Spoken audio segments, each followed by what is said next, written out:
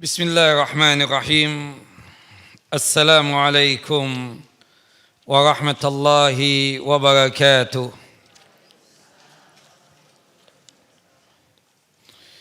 Innal hamdalillah nahmaduhu wa nasta'inu wa nastaghfiruh wa na'udzu billahi min syururi anfusina wa min sayyiati a'malina. من يهد الله فلا مضل له ومن يضلل فلا هادي له أشهد أن لا إله إلا الله وحده لا شريك له وأشهد أن محمدا عبده ورسوله ولقد قال الله تعالى في القرآن العظيم يا أيها الذين آمنوا اتقوا الله حق تقاته ولا تموتن إلا وأنتم مسلمون وبعد رب اشرح لي صدري ويسر لي أمري واحلل عقدة من لساني يفقه قولي اللهم انفعنا بما علمتنا وعلمنا ما ينفعنا وزدنا علما اللهم إنا نعوذ بك من زوال نعمتك وفجأة نقمتك وتحول عافيتك وجميع سخطك اللهم إنا نعوذ بك من جهد البلاء ودرك الشقاء وسوء القضاء والشماتة الأعداء اللهم إنا نعوذ بك من عذاب جهنم ومن عذاب القبر ومن فتنة المحيا والممات ومن شر فتنة المسيح الدجال إخواني وأخواتي في الدين أعزني وأعزكم الله. Bapak dan Ibu yang dimuliakan oleh Allahu Jalla wa'ala, melanjutkan kajian kita pembahasan tentang ahkamul fiqhiyah, khususnya berkaitan tentang fiqhus salat. Pada kesempatan yang lalu kita sudah menjelaskan 5 syarat sahnya ibadah salat kita dari 6 syarat sahnya ibadah salat kita. Syarat sahnya ibadah salat kita itu ada 6. Ibu-ibu masih ingat tidak? Pasti lupa. Jadi ibu-ibu, ada syarat wajib melaksanakan ibadah salat, ada syarat sahnya ibadah salat. Kalau syarat wajib melaksanakan ibadah salat itu cuma ada 4. Yang pertama muslim atau beragama Islam. Yang kedua adalah baligh, ya, berumur baligh. Kemudian yang ketiga berakal. Yang keempat khusus untuk wanita suci dari haid dan nifas. Itu namanya syarat wajib melaksanakan ibadah, khususnya ibadah salat. Ada 4 ibu-ibu. Masih ingat? Yang pertama apa tadi? Islam. Yang kedua baligh. Yang ketiga berakal. Yang keempat suci dari haid dan nifas. Ini syarat wajib. Artinya kalau 1 dari 4 ini missing, ada 1 saja yang tidak ada, maka mengakibatkan ibadahnya tidak sah dan tidak diterima, ya, dan punya nilai percuma, ya, seperti itu. Seperti orang kafir, bagaimanapun dia berbuat baik termasuk melaksanakan ibadah salat, kalau dia belum masuk Islam, maka tidak mungkin ibadahnya, khususnya ibadah salatnya, dianggap sebagai amal soleh yang bersama dengankan pahala. Sebagaimana yang Allah Jalla wa'ala firmankan dalam surah Al-Furqan, surah yang ke-25 ayat 23. Wa qadimna ila ma amilu min amalin faja'alnahu haba'an manthura. Nah, termasuk juga misalnya ada orang gila, ya, melaksanakan ibadah sholat, enggak dianggap. Makanya kita, ya, menjelaskan pada kesempatan yang lalu. Masih ingat tidak ibu-ibu, yang termasuk gila itu siapa? Ya, orang yang mabuk, ya, yang minum khamar, ya, kemudian mabuk, itu termasuk orang yang gila. Artinya kalau toh dia sholat, maka tidak dianggap sholatnya tersebut. Dan orang yang mabuk tadi itu, yang minum khamar tadi itu, dosanya 2 kali. Dosa dikenakan minum khamar, sekaligus juga dosa dikarenakan meninggalkan ibadah sholat. Nah, termasuk pingsan juga dia dianggap hilang akal. Termasuk juga kita katakan adalah orang yang on and off. Kadang on, kadang off. Tapi lebih banyak off-nya ya. Siapa mereka ibu-ibu? Pikun. Atau yang punya penyakit apa tuh? Alzheimer ya. Seperti itu. Itu memang hilang akal sama sekali ya Bu. Itu kalau perempuan punya penyakit apa tadi? Alzheimer ya. Itu sama suaminya masih ingat enggak? Lupa juga katanya ya. Subhanallah. Nauzubillah min dzalik ya. Nah, sama suaminya aja lupa ya. Apalagi berkaitan tentang masalah ibadah sholat. Apalagi berkaitan dengan masalah tata caranya. Apalagi berkaitan dengan doa-doanya dan zikirnya. Wallahu a'lam bishawab. Nah itu namanya apa Bu? Syarat apa Bu? Syarat wajib melaksanakan ibadah. Khususnya apa? Ibadah sholat. Nah yang kemarin kita bahas bulan lalu itu syarat sahnya ibadah sholat.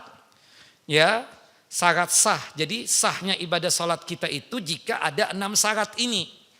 Yang pertama, suci daripada apa? Hadas. Baik hadas besar ataupun hadas kecil.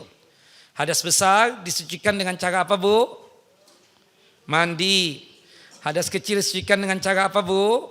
Berwudu. Jika kita tidak bisa mandi dan tidak bisa berwudu, maka hadas besar dan hadas kecilnya disucikan dengan cara apa? Tayamum. Diingat Bu ya, jangan dilupakan begitu aja. Jangan sampai ikut kajian cuma ngisi waktu kosong daripada ngelamun di rumah datang ke kajian. Enggak begitu ya. Diingatkan apa yang sudah disampaikan itu. Karena bagaimanapun kan ibu-ibu ini kan sudah pada tua nih. Yang artinya dia harus lebih banyak mendekatkan diri kepada Allah Jalla wa'ala. Wabil khususnya ibadah yang paling utama itu apa? Ibadah sholat.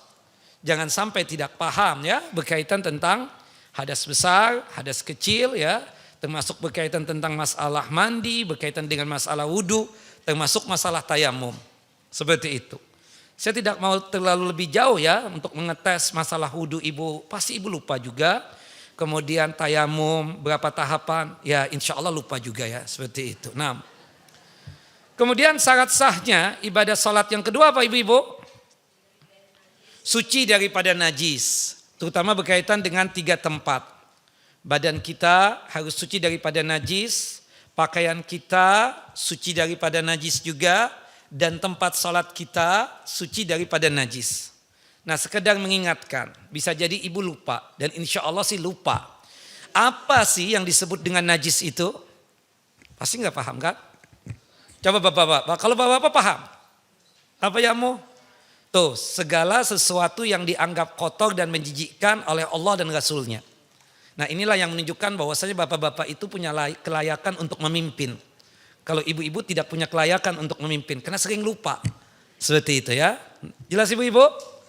Nah, tersinggung gak Bu ya kalau saya ngomong begitu ya? Sangat tersinggung Ustadz. Awas nanti ya, tunggu tanggal mainnya saja. Alhamdulillah, demen saya ngisi kajian di sini. Naam. Baik, ibu-ibu yang dimuliakan oleh Allah Jalla wa'ala. Jadi yang disebut dengan najis itu adalah segala sesuatu yang dianggap kotor dan menjijikkan oleh siapa? Oleh Allah dan Rasulnya. Artinya sesuatu yang dianggap oleh kita kotor dan menjijikkan bisa jadi menurut Allah dan Rasulnya itu tidak kotor. Menurut Allah dan Rasulnya tidak menjijikkan. Makanya kalau berkaitan dengan manusia ini ibu-ibu masih ingat enggak? Yang najis itu yang keluar dari arah mana Bu? Dari kubul dan dubur saja. Kecuali apa? Kecuali air apa? Kecuali air mani. Segala sesuatu yang proses keluarnya dari kubul dan dubur kita semuanya itu adalah najis. Kecuali satu yaitu air mani. Nah adapun yang keluar dari wajah kita ini ya dari mulut, dari hidung, dari mata, dari telinga, najis enggak ibu-ibu? Tidak. Seandainya ada seseorang ya, bukan saya, dia sholat, Kemudian dia tersebut batuk-batuk. Rupanya nih orang lupa bawa sapu tangan, lupa bawa tisu. Kemudian dia berdahak, kemudian ya kebetulan banget bajunya itu ada kantongnya. Kemudian dia berludah di kantongnya itu tadi. Sah nggak sholatnya ibu-ibu? Kenapa sah? Karena ya ludah bukan najis dan ludah bukan pembatal daripada wudhu dan ibadah sholat. Tapi Bapak dan Ibu jangan melakukan sebagaimana orang itu ya. Yang jelas orang samping kanan kiri kita itu pasti geli dan menganggap kita ini orang yang sangat jorok. Seperti misalnya di antara ibu-ibu ya ingusan ya, keluar ingus di hidung misalnya. Berhubung lupa bawa tisu, kan jilbab panjang nih. Kemudian ditampilkan aja. Sah nggak sholatnya? Sah. Najis nggak itu ingus? Tidak. Ya kan jelas ya. Itu misalnya ya. Tapi ibu-ibu di sini kan enggak kan? Enggak seperti itu Bu ya. Jangan ya. Meskipun Bu ya. Ya berkaitan dengan segala sesuatu yang keluar di hidung itu tidak najis. Tapi jangan sampai ya di antara ibu-ibu itu pas kajian ngupil misalnya seperti itu. Ya, atau misalnya melakukan sesuatu yang tidak layak dan tidak pantas ya menurut pandangan manusia ya seperti itu. Wallahu a'lam bishawab. Yang jelas najis itu segala sesuatu yang dianggap kotor dan menjijikkan oleh Allah dan Rasulnya, dan untuk kita yang manusia yang proses keluarnya itu dari kubul dan dubur bagian bawah. Kecuali apa tadi Bu? Air mani. Nah untuk binatang kan ada dua, masih ingat kan? Yang najis yang mana Bu? Tuh, onta doang yang disebut. Onta halal. Ya, bahwasannya onta itu kan binatang yang halal dimakan dagingnya. Berarti kotorannya itu tidak najis. Onta kan halal dagingnya kan. Berarti kotorannya apa? Tidak najis. Kotoran ayam tidak najis. Kotoran bebek tidak najis. Kotoran kuda, zebra tidak najis. Karena itu binatang yang halal dimakan dagingnya. Misalnya ya Bu ya, pakaian ibu mengibas kotoran ayam. Kemudian ibu malas untuk mencucinya. Kemudian ibu sholat dengan pakaian yang terkena kotoran ayam tadi. Sholat ibu sah enggak? Sah. Kenapa? Karena kotoran ayam ya tidak najis. Karena ayam binatang yang halal dimakan dagingnya. Jelas Bu? Ya, tetapi pastinya DKM masjid akan mendekati ibu ya untuk membersihkan karpet atau sajadah yang terkena pakaian ibu tadi itu. Jelas Bu? Meskipun tidak najis tapi kita jangan sampai ya tidak membersihkan ya kotoran ayam tadi. Bagaimanapun baunya terasa. Sedangkan yang najis berkaitan dengan apa? Dengan binatang itu adalah binatang-binatang yang haram dimakan dagingnya. Seperti babi, anjing, kucing, kotorannya apa? Najis. Jelas Ibu? Kotorannya najis. Kecuali binatang-binatang yang haram yang tidak ada darahnya. Contohnya apa? Cecak, binatang haram. Tapi ya dia tidak punya darah. Kotorannya apa? Tidak najis. Kemudian apa lagi selain cecak? Kecoa. Kita injak-injak sekalipun gak keluar darah. Kotorannya apa? Tidak najis. Ya. Karena kecoa tidak punya apa? Tidak punya darah. Jelas ibu-ibu? Nah itu secara singkat yang sudah kita sampaikan. Ibu ini Masya Allah saya lihat catatnya banyak. Sampai apa? Bertumpuk-tumpuk. Tapi bacanya kagak. Cuma pencitraan doang di hadapan saya. Catat di hadapan Ustadz. Cuma Ima gak paham. Ima kurang murajaah ya. Kurang mengulang-ulang bacaan. Bukan begitu Bu? Iya, akuin sajalah ya seperti itu. Nah, tidak seuzon tapi realitanya begitu. Nah, jadi seuzon itu kalau memang tidak ada tanda-tandanya. Seperti misalnya suami merokok. Dia bilang enggak wallahi, tapi bau rokok pakaiannya. Jangan seuzon kata suaminya kan. Tandanya ada, bau mulut rokok iya. Kemudian pakaiannya juga bau rokok. Boleh enggak istri seuzon begitu? Kalau ada tandanya, ada. Nanti pembahasan suuzon itu di Selasa, pekan pertama sama pekan ketiga dan keempat. Pekan kedua jangan ditanya tentang suuzon. Ya seperti itu. Nah, jelas ibu-ibu? Tayyib. Nah, jadi ada suudzon yang wajib, ada suudzon yang sunnah, ada suudzon yang haram. Sudah belajar belum? Aduh, malu-maluin aja udah tua belum paham. Nah, seperti itu. Allahu Akbar, la haula wala quwata illa billah. Hidayah sakinah. Nah, nanti kita belajar ya, insyaallah. Tayyib ibu-ibu yang dimuliakan oleh Allah Jalla wa Ala. Kemudian yang ketiga, syarat sahnya ibadah salat masih ingat enggak? Mengetahui masuknya waktu salat fardu, salat yang 5 waktu itu, zuhur, asar, maghrib, isya, dan subuh. Tentunya termasuk Jumatan ya bagi kita yang laki-laki. Berdasarkan firman Allah Jalla wa Ala di dalam surah An-Nisa, surah yang keempat ayat 103. Fa'aqimus shalah inna salata kanat alal mu'minina kitaban mauquta. Ya jelas ibu-ibu.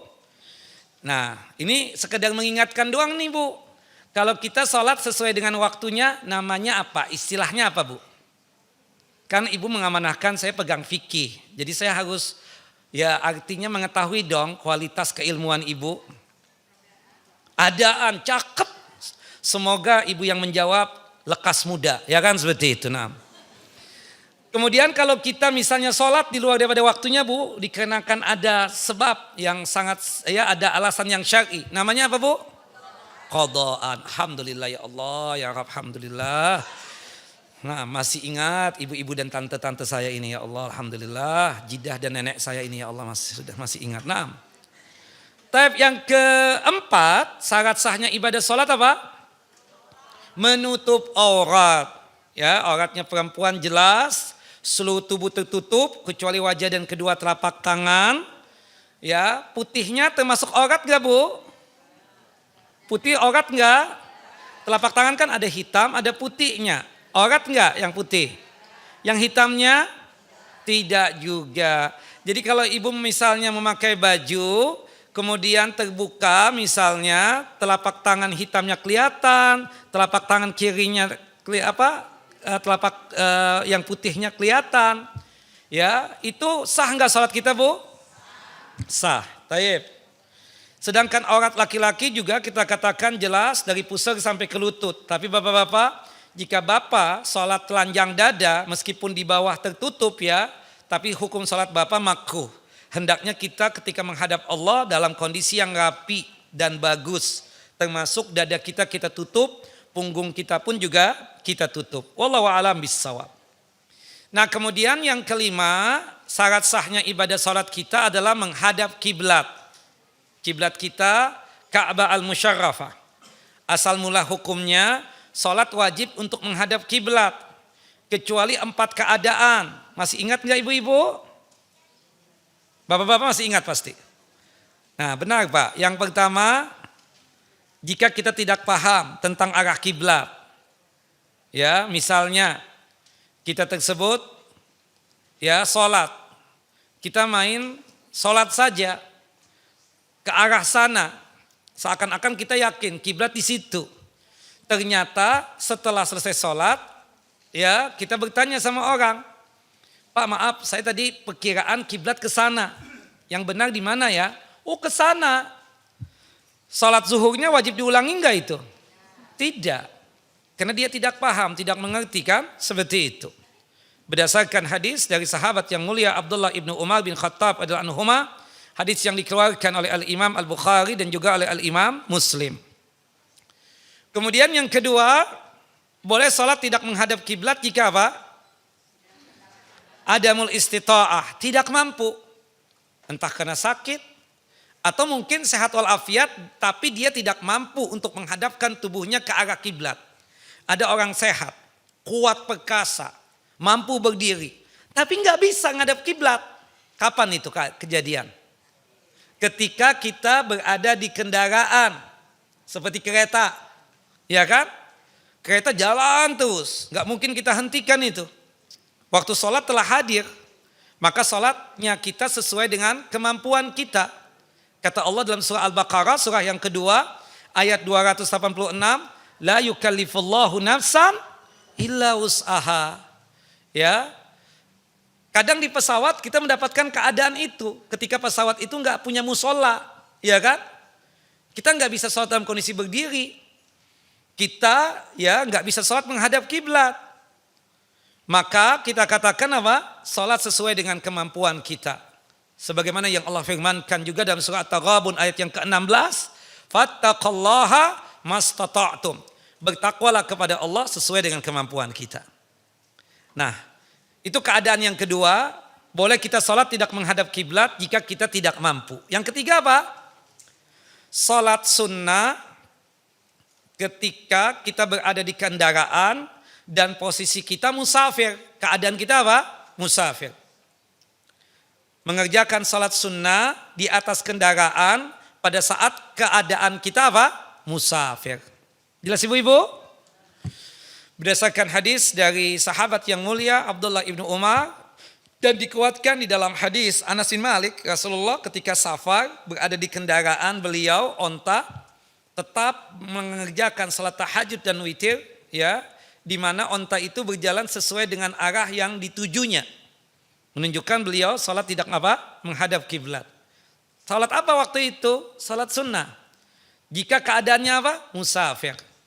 Ya, salat sunnah berada di kendaraan, keadaannya musafir. Jelas ibu-ibu? Yang terakhir, yang keempat adalah syiddatul khauf. Ketika kondisi kita takut yang sangat luar biasa. Kapan takut yang sangat luar biasa itu? Ketika berperang. Berperang tetap wajib sholat. Tapi kata Allah Jalla wa'ala di dalam surah Al-Baqarah, surah yang kedua ayat 239, fa in khiftum farijalan aw rukbana. Jika kalian takut dibunuh, takut dianiaya, maka sholatnya dalam kondisi apa? Berjalan kaki atau berkendaraan. Wallahu a'lam bishawab.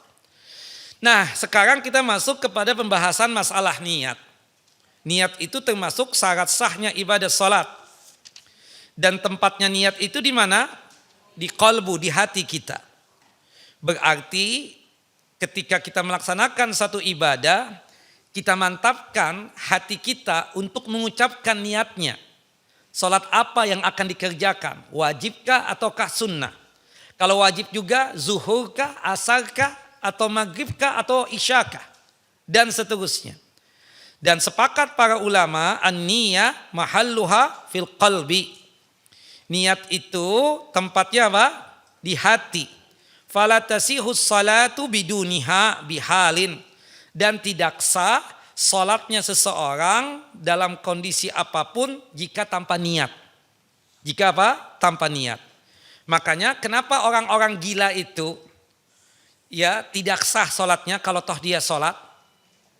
Atau termasuk orang pikun ya, pikun yang sangat luar biasa, yang artinya tidak ingat apa-apa lagi, termasuk berkaitan dengan ibadah salat. Kenapa salatnya tidak sah? Karena orang gila itu tidak punya niat.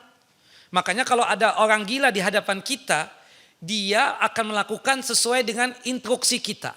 Kita bilang apa? Ketawa, ketawa, nangis, nangis, joget, joget, nyoblos, nyoblos. Ya kan seperti itu. Sesuai dengan apa? Keadaan orang yang menginstruksikannya kan seperti itu. Jelas ya? Teriak, teriak. Kan begitu. Gila. Makanya orang gila tersebut kita katakan perbuatan-perbuatannya itu tidak dianggap sah. Ya, termasuk masalah ibadahnya ya kan? Termasuk apa? Ibadahnya. Makanya ketika ditanya misalnya ya abahnya itu Masya Allah ketika masih muda sampai umur 50 tahun atau 60 tahun ya kita katakan masih sehat walafiat.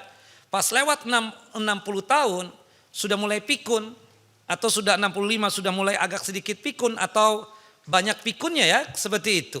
Maka dia tidak boleh untuk mengawinkan anaknya menjadi walinya. Hendaknya digantikan oleh pihak lain. Entah itu anaknya yang laki-laki ya kan seperti itu. Atau bisa jadi saudaranya yang laki-laki. Jelas ibu-ibu? Nah termasuk untuk berkaitan dengan akad perdagangannya itu tidak sah orang gila itu. Kenapa? Orang gila itu nggak punya niat. Jelas ya ibu-ibu? Makanya subhanallah orang yang punya penyakit apa tadi? Alzheimer ya. Itu transaksi jual belinya itu apa? Tidak dianggap, tidak sah ya. Seperti itu. Dan terkadang dia tidak paham, tidak mengerti apa yang ditransaksikan itu. Wallahu a'lam bishawab. Jelas ibu-ibu? Jelas tidak? Jangan tidur bu. Nah, baik. Nah, niat tempatnya di hati. Tidak boleh dilafatkan. La yajuzu at-talaffuz ya bil lisan. Tidak boleh dilafatkan. Wa talaffuz bin niyah ya. Walau sirran bid'ah ya. Dan melafatkan niat berkaitan dengan satu ibadah walaupun sir, walaupun sifatnya lirik. Itu termasuk kategori menyelisihi sunnah Nabi SAW. Kalau istilah syariatnya bid'ah ya. Kata Syekh Islam Ibn Taimiyah, tidak boleh kita itu melafatkan niat. Ya, baik itu secara lirih ataupun secara jahran, secara nampak ya, seperti itu. Naam. Dan tidak ada satu dalil pun, satu hujjah pun, baik dari hadis Nabi, ya, jangankan hadis yang sahih, hadis yang dhaif, hadis yang maudhu, tidak ada keterangan bahwasanya ketika kita niat untuk beribadah itu hendaknya dilafatkan dengan lisan, tidak ada. Atau tidak didapatkan juga dari ucapan para sahabat. Sahabat memerintahkan kita kalau ingin sholat misalnya melafatkan niat, tidak ada yang demikian. Tabi'in juga tidak seperti itu. Termasuk imam yang 4 ya, Imam Abu Hanifah, Imam Malik, Imam Syafi'i, Imam Ahmad ya mengatakan niat itu tempatnya di hati. Tidak boleh untuk apa? Dilafatkan dengan lisan. Jelas Bapak Ibu? Nah, kecuali 2 ibadah yang kita boleh melafatkan niatan kita. Apa itu? Ibadah haji dan umrah. Dan itu tujuannya untuk ihlal ya, untuk mengagungkan Allah Jalla Jalaluhu, untuk ta'zim kepada Allah Jalla wa'ala. Tapi Ustadz, anak kemarin umrah, anak pas di mikot niatan kuat untuk umrah, tapi qadar Allah, anak lupa tuh mengucapkannya, labbaik Allahumma umratan, sah enggak ibadah umrah anak? Sah ibu, tidak menjadi masalah yang demikian. Jelas ya, tapi 2 ibadah ini ya diizinkan oleh Allah dan Rasulnya, niatan tersebut untuk diucapkan ya, yang disebutkan di dalam hadis Nabi SAW, Rasulullah SAW dan para sahabat ridwanullah ajmain ya, ketika melaksanakan ibadah haji beliau mengucapkan labbaik Allahumma hajjan, ya Allah aku sambut panggilanmu dan undanganmu ya Allah untuk melaksanakan apa? Ibadah haji. Jelas Bapak Ibu? Nah, kemudian ada pertanyaan, Ustadz, boleh enggak saya berubah niat? Maksudnya ibu, saya tadi kan salat niatan salat duha. Tapi kan anak tadi berpikir anak kan sudah salat duha di rumah anak 8 rakaat lagi. Anak rubah tadi niatannya dengan salat sunnah wudu. Boleh tidak Ustadz? Nah, ini yang akan kita bahas. Atau boleh enggak kita merubah darinya tadi salat wajib berubah menjadi salat sunnah? Atau sebaliknya yang tadinya salat sunnah kita rubah menjadi apa? Salat wajib. Boleh tidak? Nah, itu yang akan kita bahas. Jelas Bapak? Nah, Bapak tidur Pak? Pak, kalau tidur jangan di sini. Di rumah enak. Mumpung hawanya enak nih, mau hujan. Nah. Mesohib ya. Wake up please. Nah. Tep, jangan tidur, sudah teriak-teriak, nggak pasti puasa ya. Biasanya kalau puasa tidur ya, seperti itu. Nah, atau kebanyakan sarapan ya, seperti itu. Tep, bapak-bapak, jelas? Bapak-bapak jangan mau kalah sama ibu-ibu. Ibu-ibu semangat. Nah, jelas Ami? Mi, tidur Mi? Ami, tidur? Ya Allah, ami. Taib. Kemudian selanjutnya, ada 12 gambaran berkaitan dengan perubahan niat ya, dari satu ke lainnya. Yang pertama, al-intiqalu min niyatin ila niyatin fis salati lahu suwarun muta'addidatun.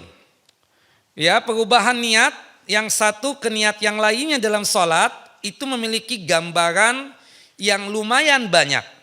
Itu kalau kita hitung ada sekitar 12. Yang pertama gambarannya Bapak dan Ibu. Min fardin ila naflin mutlak. Dari salat wajib, kemudian kita rubah niatnya menjadi salat sunnah mutlak. Salat sunnah ada dua ya Bapak Ibu. Ada salat sunnah yang muayyana atau yang muqayyada, ya. Ya, kemudian yang kedua salat sunnah mutlak. Kalau salat sunnah mutlak itu tidak ada kaitannya dengan sesuatu. Tidak ada kaitannya dengan salat wajib, tidak ada kaitannya dengan waktu, tidak ada kaitannya dengan keadaan, ya. Tidak ada kaitannya dengan tempat. Itu namanya apa? Mutlak. Tapi kalau salat sunnah yang ada kaitannya dengan sesuatu, itu namanya istilahnya muayyana atau muqayyada. Seperti qobliyah dan ba'diyah. Itu mutlak apa muqayyada? Ya, muqayyada atau muayyana ya, seperti itu. Karena ada kaitannya dengan salat 5 waktu. Ya, kalau salat duha muayyana atau mutlak? Muayyana atau muqayyadah ya. Ada kaitannya dengan apa? Waktu duha. Ya, seperti salat tahajud dan witir, muqayyadah atau mutlak? Muqayyadah. Jelas ya? Salat sunnah tawaf, muqayyadah apa mutlak?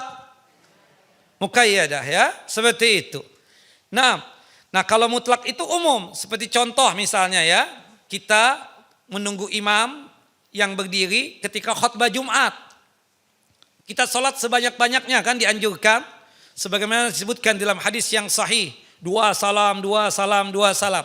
Sampai imam naik ke atas mimbar, itu disebutnya sholat sunnah apa? Mutlak. Atau pemisalan lagi. Misalnya di antara bapak dan ibu kebetulan ada di depan Ka'bah. Ya, antara maghrib dan isya. Bapak ibu sudah sholat maghrib, alhamdulillah. Ba'diyah maghrib juga sudah. Baca Al-Quran juga sudah, zikir petang juga sudah. Ustaz, anak ingin mengambil fadilah keutamaan Masjidil Haram nih Ustaz. Gimana ya? Ya, Bapak Ibu salat sunnah mutlak saja. 2 salam, 2 salam, 2 salam. Boleh. Karena salat mutlak itu, yang tidak boleh itu cuma di 5 waktu. Jadi 5 waktu yang terlarang salat itu berkaitan dengan salat sunnah mutlak. Masih ingat gak Bapak? 5 waktu yang terlarang untuk melaksanakan ibadah salat. Salat sunnah mutlak ya. Secara urutan ibu-ibu. Setelah subuh sampai terbit matahari. Pertama. Yang kedua, ketika terbit matahari. Yang ketiga, ya, ketika matahari percis di atas kepala kita yang tidak terjadi bayangan. Itu kira-kira 10 menit sebelum zuhur. Yang keempat, setelah asar sampai tenggelam matahari. Kemudian yang kelima, tenggelam matahari. Nah, ini 5 waktu yang terlarang sholat. Sholat apa? Sholat sunnah mutlak. Kalau yang wajib dan juga yang berkaitan tentang masalah yang muqayyadah, maka tidak mengapa yang demikian. Jelas Bapak Ibu? Nah, jadi kita berubah nih. Tadinya kita niatan sholat zuhur. Entah apa ya, ada beberapa orang yang masuk ke masjid ini, ingin berjamaah sholat zuhur. Kita dalam posisi sendirian. Kita merasa dong ada yang ingin sholat berjamaah. Karena kita sendirian, ya kita tahu-tahu mengubah niat. Darinya tadi niatan sholat zuhur, sholat wajib, kita rubah niatan menjadi sholat sunnah mutlak. Boleh atau tidak boleh? Tidak boleh. La yajuz ya. Dari tadi niatannya sholat wajib, kemudian dirubah menjadi niatan sholat sunnah apa? Mutlak. Boleh atau tidak Ibu? Tidak boleh. Dicatat Bapak Ibu. Jangan sampai lupa lagi. Dan kalau sudah mencatat ibu-ibu, dibaca lagi. Yang kedua, gambaran yang kedua, perubahan niat dari satu salat ke salat yang lainnya. Niatan dari salat wajib yang satu ke salat wajib lainnya. Contohnya, entah apa, kita ini lupa, ini sudah waktu asar. Kita pikir ini salat zuhur. Padahal kita akan melaksanakan apa? Salat asar. Subhanallah takbiratul ihramnya itu dia niatkan apa? Salat zuhur. Subhanallah. Biasanya orang yang kebanyakan hutang tuh biasanya begitu. Nah, sampai waktu aja lupa. Allahu Akbar. Niatan dia apa? Salat zuhur. Padahal waktunya waktu salat apa? Asar. Ketika rakaat yang pertama atau rakaat yang kedua sudah lewat, pas rakaat yang ketiga baru ngeh. Astagfirullah, dalam hatinya. Ini kan sholat asar. Kenapa ana niatan sholat zuhur? Kemudian seketika dia rubah niatnya. Dari tadi niatan zuhur, dia rubah menjadi sholat asar. Boleh atau tidak boleh? Fala yajuz, tidak boleh juga. Jelas? Batal seketika. Ketika 2 rakaat dia niatan zuhur. Tahu-tahu pas naik di rakaat yang ketiga dia rubah niatnya menjadi sholat asar. Maka otomatis apa? Sholatnya batal. Jadi anda takbiratul ihram lagi Ustadz. Takbiratul ihram lagi. Berarti anda dianggap seperti orang yang masbuk. Seperti itu kira-kira. Jelas Bapak Ibu? Ibu-ibu jelas? Gambaran yang ketiga. Perubahan niat lagi.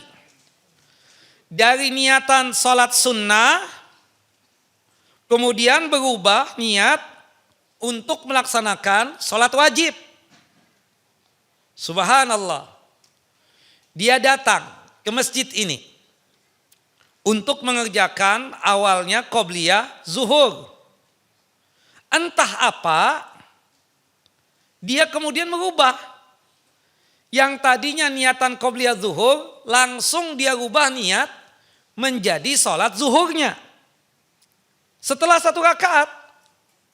Atau setelah takbiratul ihram misalnya. Iya kan? Setelah Al-Fatihah, membaca surah. Pas mau ruku, kelamaan nih kalau qobliyah.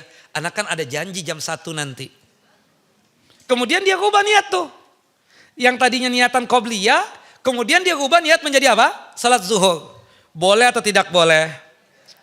Fala yajuz kadzalika li'illatis sabiqah. Tidak boleh yang demikian. Dikarenakan sebab yang demikian ya. Sebab yang sudah kita sebutkan tadi ya. Nah, jelas Bapak Ibu? Kemudian gambaran yang keempat. Mengerjakan salat sunnah muayyan. Salat sunnah muayyan seperti misalnya qobliyah atau salat duha. Anggaplah salat duha, sekarang kan waktu duha. Ibu masuk ke masjid ini. Niatan salat duha. Muayyan ya. Kemudian setelah 1 rakaat dia rubah niat menjadi salat sunnah mutlak. Boleh atau tidak boleh? Yajuz, boleh yang demikian. Tidak mengapa yang demikian. Asal salat sunnah yang muayyan tadi dirubah niatnya menjadi salat sunnah mutlak tidak mengapa. Kenapa? Li'anna naflal muayyana yatadamman niyatil mutlak. Karena salat sunnah yang muayyan atau yang muqayyad itu mengandung di dalamnya itu niatan salat sunnah mutlak. Jelas? Contoh lain untuk menjelaskan ini. Bapak misalnya sudah qobliyah zuhur 4 rakaat di rumah. Namanya sudah tua ya, seperti antum Pak. Dia datang ke masjid, qobliyah lagi. Kemudian dalam hati kan seperti diingatkan gitu loh. Enti kan sudah sholat qobliyah di rumah tadi. Seketika dia rubah niatnya. Yang tadinya niatan qobliyah zuhur, kemudian dia rubah menjadi sholat sunnah mutlak. Boleh tidak? Boleh. Alasannya kenapa Ustadz? Kok boleh yang ini? Dikarenakan niatan salat sunnah muayyan ini sudah mengandung di dalamnya itu niatan salat sunnah apa? Mutlak. Jelas Bapak Ibu? Ini gambaran yang keempat. Gambaran yang kelima, min naflin muayyanin ila naflin muayyanin. Ya, merubah niat dari salat sunnah yang muayyan yang satu ke salat sunnah muayyan yang lainnya. Merubah niat dari salat sunnah muayyan yang satu, kemudian dirubah niat ke salat sunnah muayyan yang lainnya. Contohnya Ustaz, kita masuk ke masjid ini, niatan salat duha. Setelah dapat 1 rakaat, tahu-tahu kita merubah niat menjadi salat sunnah wudu. Boleh atau tidak boleh? Tidak boleh, la yajuz. Ya, tidak dibolehkan yang demikian. Ketika dia merubah niat, Misalnya belum dapat 1 rakaat, baru takbiratul ihram, kemudian membaca ta'awud, kemudian Al-Fatihah beberapa ayat. Kemudian dia, anak kan sudah sholat duha tadi di rumah. Ngapain nambahin lagi sholat duha? Yang jelas anak kan tadi baru berwudu. Ahsan diganti aja niatan. Yang tadinya sholat duha, kemudian dirubah niatan menjadi sholat sunnah wudu. Bolehkah seperti itu ibu-ibu? Boleh enggak bu? Tidak boleh. Batal seketika sholatnya. Wallahu a'lam bissawab. Itu gambaran yang keberapa? Kelima. Yang keenam sekarang. Min naflin mutlaqin ila naflin muayyan. Seseorang salat sunnah mutlak. Kemudian tahu-tahu berubah niat menjadi salat sunnah muayyan. Boleh atau tidak boleh? Tadinya nih datang ke masjid untuk ikut Jumatan. Dia salat sunnah mutlak. 2 salam, 2 salam, 2 salam. Tahu-tahu berubah niat. Ya, pas dia lihat jamnya. Ini kan masih waktu duha. Anda ubah aja deh niatnya menjadi salat duha. Di dalam sholat yang sama. Boleh tidak boleh? Tidak boleh. La yajuz. Ya, la yasih ya. Bahkan sholatnya apa? Tidak sah. Jelas ibu? Naam. Itu gambaran yang keenam. Gambaran yang ketujuh. Min niyati imamin ila ma'mumin. Dia tadinya menjadi imam sholat. Niatannya imam sholat nih. Allahu Akbar.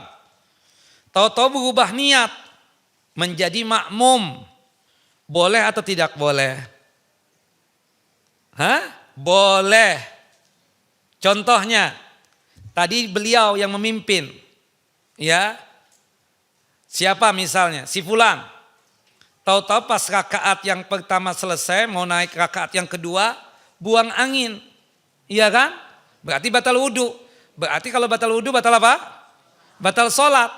Kemudian otomatis dia mengambil apa? Air wudhu lagi kan? Kemudian masuk ke masjid ini menjadi apa? Menjadi makmum. Jelas ya? Ya seperti itu.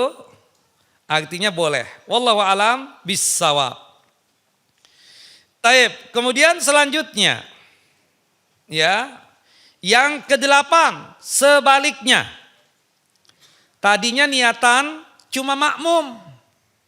Tahu-tahu berubah niat menjadi imam. Boleh atau tidak boleh? Boleh yang demikian. Tidak mengapa yang demikian ya. Berdasarkan ya hadis dari sahabat yang mulia atau dari hadis Ibunda Aisyah radhiyallahu anha ketika menceritakan tentang Abu Bakar yang menjadi imam sholat ya. Pada saat Nabi Muhammad sakit ya. Naam. Jelas Bapak Ibu? Naam. Kemudian selanjutnya yang keberapa? Ke-9. Tadinya niatan ikut dengan imam si fulan. Tahu-tahu si imam si fulan batal. Diganti imam yang lain. Kita sebagai makmum berubah niat gak itu? Iya dong. Tadinya kan imamnya, anak bermakmum dengan imam si ini. Subhanallah kita berada di belakangnya percis nih. Tahu-tahu pas setelah rakaat yang kedua, mau naik rakaat yang ketiga, dia batal wudhu. Dan kalau batal wudhu apa? Batal sholatnya. Nah orang yang percis di belakang dia kan maju ke depan. Untuk menggantikan beliau menjadi apa? Menjadi imam. Nah, yang tadinya kita niatannya ikut dengan si imam ini. Tahu-tahu dia batal sholat. Ya kan? Digantilah oleh imam yang lain. Kita sebagai makmum seakan-akan memiliki 2 imam di situ. Boleh tidak? Boleh. Tidak mengapa demikian. Sebagaimana kasusnya Abu Bakar yang digantikan oleh Nabi menjadi apa? Menjadi imam. Tadinya Abu Bakar. Kemudian dirubah. Ya, Rasulullah datang, Abu Bakar kemudian memberikan kesempatan kepada Nabi untuk apa? Untuk menjadi imam salat ya, seperti itu. Wallahu a'lam bissawab. Jelas Bapak Ibu? Nah, biasanya tuh kejadiannya imamnya batal salat. Posisi makmum kan enggak boleh membatalkan salat. Orang yang berada di belakangnya percis itu mengganti imam tadi yang batal salat tadi itu. Nah, berarti kita sebagai makmum itu Yang tadinya niatan ikut dengan imam si fulan, tahu-tahu karena dia batal ya, salatnya diganti oleh imam yang lainnya, maka tidak mengapa yang demikian. Ini gambaran yang keberapa? Ke-9. Yang ke-10. Tadinya niatan salat sendirian, tahu-tahu berubah niat menjadi imam salat. Contoh, kita tadi nih salat duha sendirian, tahu-tahu ada yang datang ingin berjamaah dengan kita ya salat duha. Salat duha on and off kadang-kadang ya boleh berjamaah, tidak mengapa yang demikian. Berdasarkan hadis ya dari sahabat yang mulia ya Abban bin Malik ya radhiyallahu an, semoga Allah Jalla wa ala meridhai beliau, dan dikuatkan di dalam hadis Anas bin Malik bahwasanya Nabi Muhammad SAW ketika ke rumah jidahnya Anas, neneknya Anas yang bernama Mulaikah ya, waktu itu diundang oleh Mulaikah untuk sarapan di rumah beliau ya, di situ ada Anas bin Malik dan di situ ada Mulaikah. Kemudian Rasulullah ya ingin melaksanakan salat duha di rumah Mulaikah. Rasulullah sallallahu alaihi wasallam ya menjadi imam salat, makmumnya Anas bin Malik, dan ada seorang anak laki-laki yang masih kecil namanya Dumairah, dan Mulaikah pun juga ikut serta salat berjamaah, salat duha bersama Nabi SAW. Itu kasus tentang salat duha itu boleh berjamaah ya. Tapi sifatnya apa? Jangan dikontinyukan, jangan dirutinkan. On and off boleh, kadang-kadang apa? Boleh, tidak mengapa yang demikian. Wallahu a'lam bishawab. Ba'dul ahyan ya. Tidak mengapa yang demikian. Nah, kita tadi niatan sendirian salat duha. Tahu-tahu ada besti kita datang, berada di samping kanan kita. Nah, kita yang tadinya niatan salat duha sendirian, kemudian berubah niat menjadi imam sholat. Bolehkah yang demikian? Boleh, tidak mengapa yang demikian. Sebagaimana yang disebutkan di dalam hadis Abdullah ibnu Abbas radhiyallahu anhuma, hadis yang dikeluarkan oleh Imam Bukhari dan Muslim. Waktu itu Nabi Muhammad salat tahajud sendirian. Nah, Abdullah ibnu Abbas ini menginap di rumah Nabi, terbangun di malam hari, melihat Nabi Muhammad ini salat tahajud. Abdullah bin Abbas ikut berjamaah dengan Nabi SAW. Nah, Rasulullah tadinya apa? Niatan salat tahajudnya apa? Sendirian. Kemudian setelah itu karena Abdullah bin Abbas ikut berjamaah dengan beliau, maka Rasulullah merubah niat yang tadinya salat sendirian, berubah niat menjadi imam salat. Wallahu a'lam bishawab. Jelas ibu-ibu? Gambaran yang ke-11. Tadinya imam berubah niat menjadi salat sendirian. Boleh atau tidak boleh? Naam. Ada khilaf di kalangan ulama, ada yang mengatakan boleh, ada yang mengatakan tidak boleh. Naam ya. Sebagaimana ya yang sering terjadi kita katakan ya. Misalnya ya kalau kita hitung ya, kita katakan misalnya ya imamnya itu kepanjangan membaca ayat. Bapak kan sudah pada tua nih, ya kan, seperti itu. Enggak kuat. Satu rakaatnya saja 3 lembar. Enggak kuat banget, kepanjangan. Akhirnya antum mufaraqatul imam, berpisah dengan imam. Ya, seperti itu. Status dia kan makmum tadinya. Kemudian berubah niat menjadi apa? Menjadi orang yang sholat sendirian. Bolehkah seperti itu? Ya, kalau ada alasan yang syar'i boleh. Nah, itu kan kasusnya makmum. Ya, itu gambaran yang ke-12 ya. Yang ke-11 ini tadinya imam, tahu-tahu menjadi sholat sendirian. Bolehkah seperti itu? Kita katakan ya secara umum ya dibolehkan jika ada alasan yang syar'i. Contoh gambarannya ya, gambaran yang kita katakan gambaran yang lebih ekstrimnya ya. Subhanallah. Ada 2 orang sedang berjamaah sholat. Satu jadi imam, satu jadi makmum. Qadarallah si makmum ini batal wudu. Kalau batal wudu kan batal sholat. Akhirnya dia tinggalkan temannya tadi yang jadi imam sendirian. Nah itu kan berubah seketika. Yang tadinya jadi imam berubah niat jadi apa? Jadi sholat sendirian. Nah itu kita katakan secara umum kalau ada alasan yang syar'inya maka dibolehkan yang demikian. Wallahu a'lam bishawab. Itu gambaran yang keberapa? Ke-11. Yang ke-12 sebaliknya. Tadinya niatan makmum Kemudian berubah niat menjadi salat sendirian. Boleh atau tidak boleh? Boleh. Misalnya imamnya membaca surahnya ya kita katakan nggak terlalu panjang. Tapi qadar Allah kita dalam kondisi yang tubuh nggak enak banget. Sakit, kalau dipaksakan kita bisa jatuh atau mungkin bisa pingsan dan seterusnya. Ini sakit yang sifatnya datangnya suddenly, tiba-tiba. Biasanya dialami kalau seorang perempuan sudah tua, biasanya begitu ya. Nah lagi sholat nih sudah khusyuk-khusyuk, tahu-tahu datang penyakit encok misalnya. Dia nggak kuat banget nih, kalau diteruskan bisa keterusan sakitnya ini. Akhirnya dia putuskan berubah niat yang tadinya jadi makmum, kemudian berubah niat menjadi sholat sendirian. Bolehkah seperti itu? Kalau ada alasan seperti itu tidak mengapa. Atau misalnya kita mendapatkan imam yang kepanjangan tadi. Panjang banget, kelewat batas. Memang imam itu kalau sudah asyik membaca Al-Qur'annya, itu seakan-akan di belakangnya nggak ada orang tuh. Subhanallah, nggak dipikirkan lagi siapa di belakang dia. Saking asyiknya ya kalau orang sudah ya membaca Al-Qur'an itu. Nah, tapi makmumnya itu memang tidak kuat.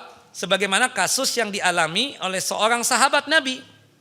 Ketika itu sahabat Mu'adz bin Jabal di salat Isya membaca surah Al-Baqarah sampai selesai. Dia enggak kuat. Akhirnya apa? Mufaraqatul imam, berpisah dengan imam. Yang tadinya berjamaah dengan Mu'adz bin Jabal, kemudian apa? Berpisah, berubah niat. Yang tadinya salat berjamaah, ya kemudian menjadi salat sendirian. Boleh atau tidak boleh? Boleh. Jelas Bapak Ibu? Nah ini 12 gambaran perubahan niat. Baik, kita kembangkan lagi ya. Yang 12 ini jelas Ibu-ibu? Bapak-bapak jelas? Baik, ada kasus-kasus lain. Berkaitan dengan perbedaan niat antara imam dengan makmum. Apakah dibolehkan ataukah tidak dibolehkan? Secara umum dikatakan oleh para ulama, la khilafa fi masru'iyyati i'timamil musalli bi imamin ma'a tawafuqihima fin niyyah. Tidak ada perbedaan di kalangan para ulama tentang disyariatkannya orang yang sholat yang menjadi makmum niatannya itu sama dengan niatan imam sholatnya. Salat wajib maghrib ya kita makmumnya juga apa? Imamnya maghrib, kita juga niatan apa? Maghrib. Naam. Imamnya niatan salat wajib, kita pun juga niatan salat wajib. Itu tidak ada perbedaan. Bahwasannya sepakat ulama. Kalau bisa apa? Makmumnya dan imamnya itu sama niatannya berkaitan tentang satu ibadah. Ya. Baik itu salat wajib ataupun salat sunnah. Summa ikhtalafa ahlul ilmi fima idza ikhtalafat niyatul imam wal ma'mum. Kemudian para ulama berbeda pendapat jika ada perbedaan niat antara imam dengan makmum. Was sahih annahu la yushtaratu ya an tuwafaqa niyatu al ma'mum niyatal imam. Yang benar tidak disyaratkan harus sesuai niatan makmum dengan niatan imam. Tidak menjadi syarat utama ya, tidak menjadi syarat sahnya ibadah salat atau tidak disyaratkan niatnya makmum dengan niatnya imam itu sama ya. Jadi kesimpulannya kita katakan imam berbeda niat dengan niatan makmumnya secara umum tidak mengapa yang demikian. Contohnya imamnya salat wajib, makmumnya salat sunnah. Apakah dibolehkan yang demikian? Boleh. Ya, berdasarkan hadis dari Abu Dzar Al-Ghifari radhiyallahu an dan juga dikuatkan di dalam hadis Yazid bin Al-Aswad radhiyallahu an. Yazid bin Al-Aswad ini bercerita ketika itu ada di Mina. Ya, Rasulullah SAW ya melaksanakan salat di Masjid Khib, masjid yang ada di mana? Di Mina. Ketika hajian. Waktu itu kejadiannya salat subuh. Ya. Kemudian ada 2 orang sahabat yang datang ke Masjid Khib tapi tidak ikut salat berjamaah, salat subuh tersebut. Mereka berdua duduk-duduk di teras masjid Khif itu tadi. Setelah selesai salat, Nabi Muhammad SAW memanggil dua orang sahabat tadi. Kemudian dua orang sahabat tadi ketakutan ketika dipanggil oleh Nabi, sampai bulu kuduknya itu ya berdiri. Kemudian Rasulullah bertanya, "Ma mana'akuma an tusalliya ma'ana?" Kenapa kalian berdua kok tidak ikut salat berjamaah bersama kita? Apa masalahnya kalian? Faqalu, "Ya Rasulullah, inna kunna qad salaina fi rihalina." Wahai Rasulullah, kami sudah salat tadi di kemah kami. Kami sudah salat tadi di rumah kami. Nah, kata Nabi SAW, "Fala taf'alu. Idza salaituma fi rihalikuma summa ataituma masjida jama'ah fasalliya ma'ahum fa innaha lakuma nafilah." Jangan engkau lakukan lagi seperti itu tadi ya.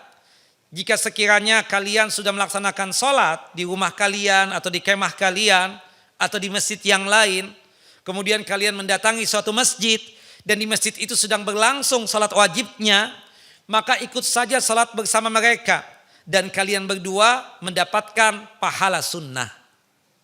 Jelas ya? Dari hadis ini menunjukkan imamnya niatan wajib, makmumnya niatan sholat sunnah, boleh atau tidak boleh? Boleh, tidak mengapa yang demikian. Hadis sahih ya. Baik. Kemudian selanjutnya, imamnya sholat sunnah, makmumnya niatan sholat wajib, boleh atau tidak boleh? Contohnya, kita datang ke masjid ini pas waktu Ramadan, ternyata sholat tarawih sudah mulai.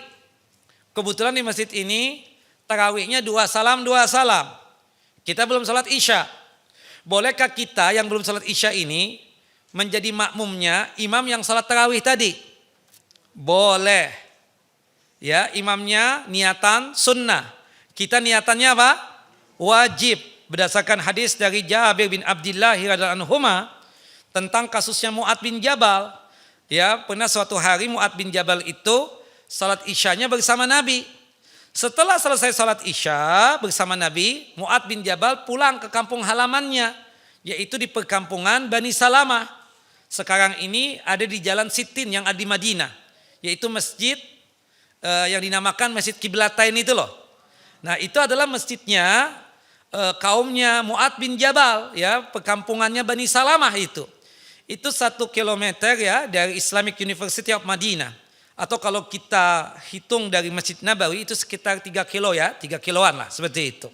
Nah, Mu'ad bin Jabal mengimami salat isya lagi. Tadi kan pertama salat isya bersama Nabi menjadi makmum. Pulang ke kampungnya, pulang ke kaumnya disuruh jadi imam salat isya. Nah, sebagaimana yang kita pahami Bapak dan Ibu, kita tidak boleh ya mengulangi salat yang sama sebanyak 2 kali kecuali jika ada alasan yang syar'i.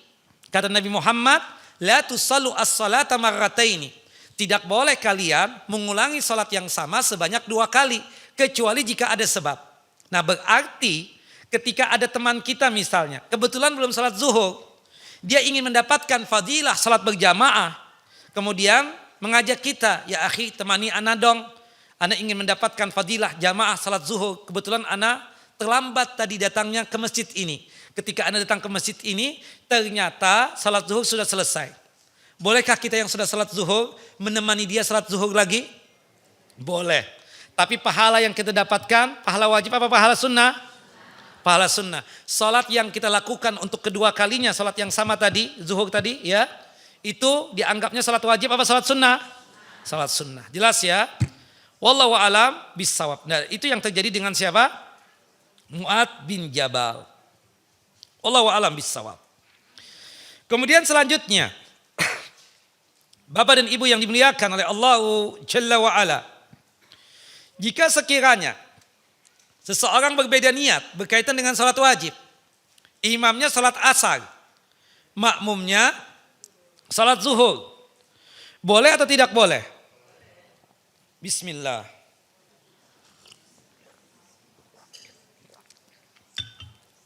Boleh atau tidak boleh? Imamnya asar, makmumnya niatan zuhur. Boleh yang demikian. Tidak mengapa ya seperti itu. Wallahu a'lam bissawab ya. Nah, kemudian selanjutnya ya. Kalau itu kan kita katakan 4 sama 4 kan. Kalau misalnya kita terlambat sholat asar. Kemudian sampai-sampai di masjid ya yang kita temui itu sudah masuk maghrib. Imamnya sholat maghrib 3 rakaat. Kitanya asar 4 rakaat. Boleh tidak? Boleh. Ya, kita niatan sholat asar, qodaan. Imamnya maghrib, adaan. 3 rakaat imam, kitanya makmum 4 rakaat. Imamnya salam, kita naik lagi 1 rakaat. Boleh tidak begitu?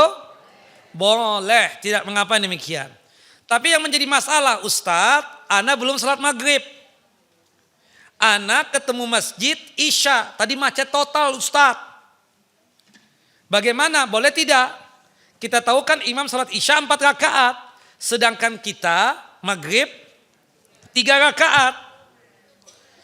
Sepakat ulama, jika kita masuknya di rakaat yang kedua dari imam yang sholat Isya, boleh yang demikian. Jelas ya? Imam sudah naik di rakaat yang kedua. Kita baru masuk nih di barisan shaf, sholatnya imam yang Isya tadi itu. Imamnya tersisa 3, kitanya tersisa apa? 3 rakaat ya kan? Imamnya tersisa 3, kitanya maghrib sholat berapa rakaat? 3 rakaat juga. Bolehkah seperti itu? Boleh. Yang menjadi masalah, jika kita belum sholat maghrib, kita masuk di rakaat yang pertama, imam yang sholat Isya. Boleh atau tidak boleh? Imamnya 4, kitanya 3. Boleh atau tidak boleh? Kita katakan boleh dengan catatan seperti ini. Dengan 2 pilihan seperti ini. Yang pertama, kita boleh masuk dari rakaat pertama imam salat Isya.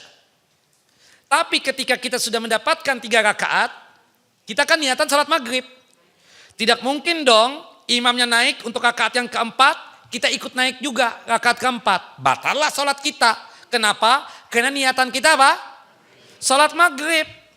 Jelas ibu-ibu? Nah, ketika kita sudah 3 rakaat, biarkan imam naik untuk mengerjakan salat 4 rakaatnya atau ke rakaat keempatnya.